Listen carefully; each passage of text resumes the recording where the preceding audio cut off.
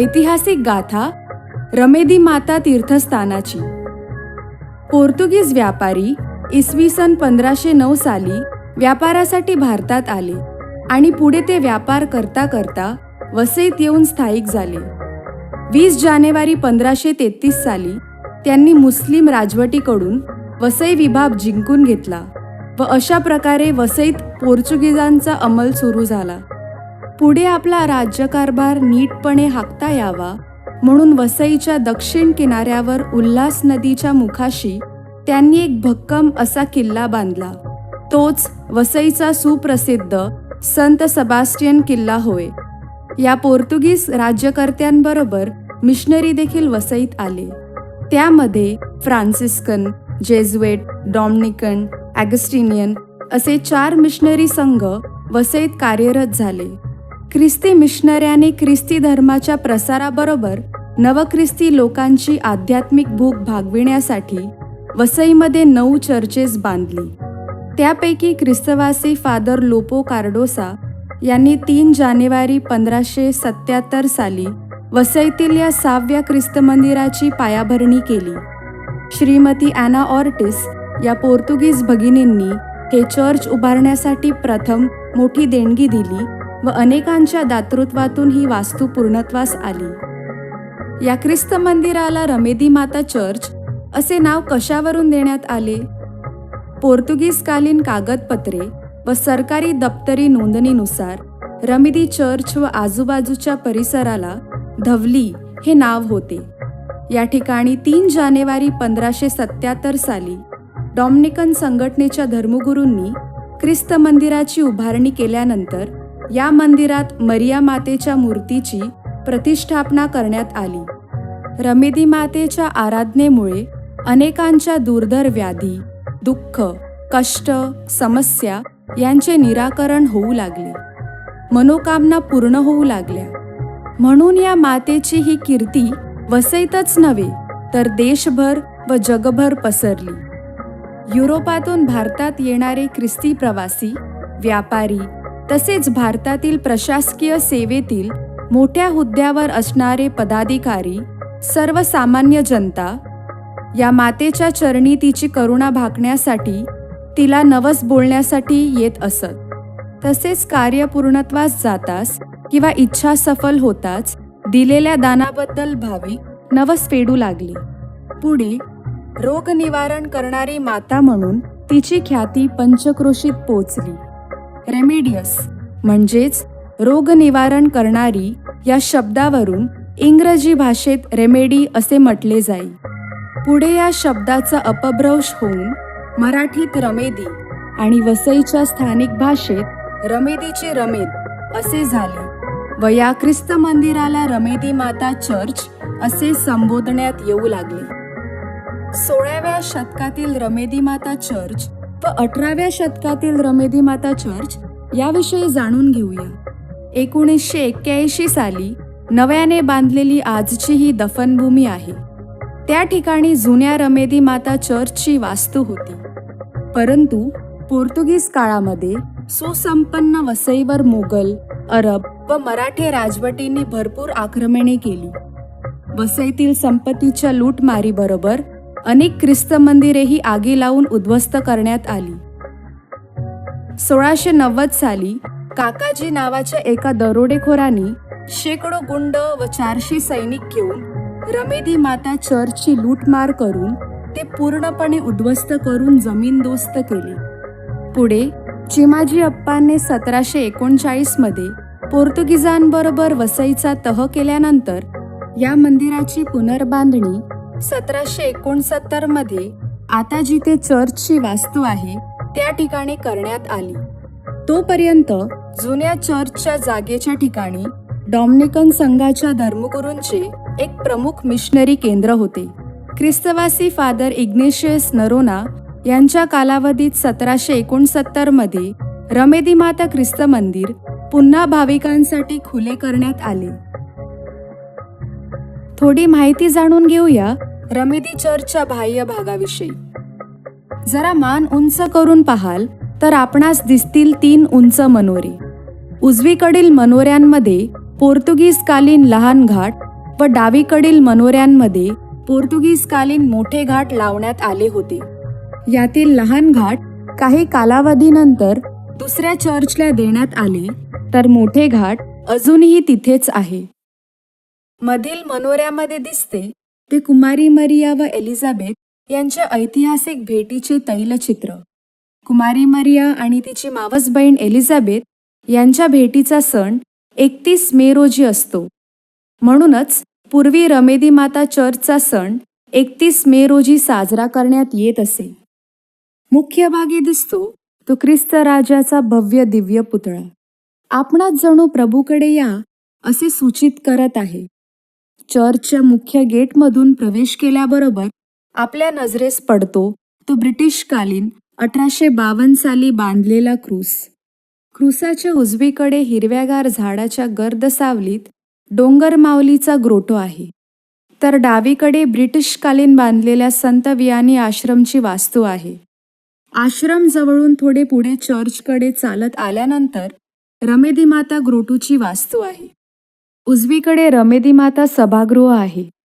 चर्चच्या मुख्य दरवाजातून प्रवेश करण्याआधी आवारातील लादरावर आपल्याला ब्रिटिशकालीन खाचा दिसतात, कारण या लादरावर 1980 पर्यंत दफनभूमी होती. ही जी खाच आहे ती ईस्ट इंडिया कंपनीतील मेजर जनरलचा सुपुत्र J.H. लिटिलवूड यांची आहे. असे अनेक खाचा ब्रिटिशकालीन साम्राज्याच्या साक्षीदार आहेत. आता जाणून घेऊया रमेदी माता ख्रिस्त मंदिराच्या या ऐतिहासिक महाद्वाराविषयी. हा भव्य दिव्य महादरवाजा आहे वसई किल्ल्यातील चर्च ऑफ होली नेम या येशूसंघीय धर्मगुरूंनी पोर्तुगीज काळात उभारलेल्या 7 ख्रिस्ती मंदिरापैकी एक ख्रिस्त मंदिराचा. हे शिल्प काष्टांकित महाद्वार सर्व भाविकांचे आजही लक्ष वेधून घेते. आपण जर खालच्या भागात डावीकडे बारकाईने पाहिले तर वेलींचे, फुलांचे नक्षीकाम केलेले आहे. उजवीकडे येशूसंघीय धर्मगुरूंचे बोधचिन्ह रेखाटलेले आहे. वरच्या भागात उजवीकडे दक्षिण हंगेरीतील संत मार्टिन यांच्या जीवनामधील घोडदळत असताना लढाईत घेतलेल्या प्रत्यक्ष सहभागाचे व लढाई चालू असताना टाचेखाली माणसे तुडवत जात असतानाचे दृश्य आहे. तो प्रत्यक्ष लढाईत सहभागी होत असे हेच या चित्रातून चित्रकारास सूचित करावयाचे आहे. तर डावीकडील चित्रात तोच संत मार्टिन कडाक्याच्या थंडीत कुडकुडणाऱ्या गरीब माणसाला आपल्या स्वतःच्या अंगावरील जग्याचे 2 तुकडे करून एक तुकडा त्याला पांघरावयास देत आहे असे त्याच्या उदारतेचे चित्र रेखाटलेले आहे. काष्ठशिल्पीय कलाकुसरीने संपन्न असा हा महाद्वाराचा ऐतिहासिक अनमोल ठेवा रमेदी माता ख्रिस्त मंदिराला लाभला आहे. जाणून घेऊया पोर्तुगीजकालीन क्वॉयर गॅलरीविषयी. महाद्वारातून आत जाताच आपल्या डोक्यावर जाळीदार नक्षीकाम केलेली ही गॅलरी दिसते, ती आहे क्वॉयर गॅलरी. त्यावेळी देखील व्हायलिन, सॅक्सोफोन, ट्रम्पेट, फ्ल्यूट, क्लॅरिनेट व पियानो अशा अनेक वाद्याने व सुमधुर लॅटिन गायनाने ती भक्तिमय झालेली असे. आजही ती सुस्थितीत असून त्याच ठिकाणाहून गायन करून प्रत्येक उपासना अधिक भावपूर्णरित्या साजरी केली जाते. चला भिंतीला लागून अर्धगोलाकार व नक्षीकाम केलेल्या या पुलपिट विषयी जाणून घेऊया. पुलपिट म्हणजे पूर्वी धर्मगुरू रविवारच्या पवित्र मिसाच्या वेळी व प्रायश्चित काळात संध्याकाळी पासाच्या भक्तीच्या वेळी या पुलपिटमधून प्रवचन करीत असत. हे पुलपिट पोर्तुगीजकालीन असून त्यावर ख्रिस्ती धर्मप्रसारक 7 संतांची चित्रे रेखाटण्यात आलेली आहेत. मुख्य प्रवेशद्वारापासून ते साईड ऑल्टरकडे येताना या ज्या 7 खाचा आहेत त्या खाचा 1800 ते 1900 या ब्रिटिशकालीन कालावधीत ख्रिस्तवासी झालेल्या धर्मगुरूंच्या आहेत. त्यावर लॅटिन भाषेत त्यांचे नाव, जन्म व मृत्यू दिनांक कोरलेले आहेत. चला जाऊया उजवीकडे व डावीकडे असणाऱ्या या छोट्या ऑल्टरकडे. ही दोन्ही साईड ऑल्टर म्हणजे पोर्तुगीज शैलीतील सुबक कोरीव कामाचा आणि निरनिराळी नक्षीकामाचा देखणा नजारा. त्यावर सोन्याचा मुलामा चढविण्यात आला आहे. उजवीकडील ऑल्टरवर येशूचा वधस्तंभावरील मृत्यू, वधस्तंभाखाली उभी असलेली पवित्र मरिया व येशूचा अतिपवित्र शिष्य ह्याचे इमाजी आहेत. तसेच ऑल्टरच्या बाजूला पोर्तुगीजकालीन चर्च ऑफ होली नेममधील ख्रिस्त मंदिराचा नक्षीदार छोटा दरवाजा आणून लावण्यात आला आहे.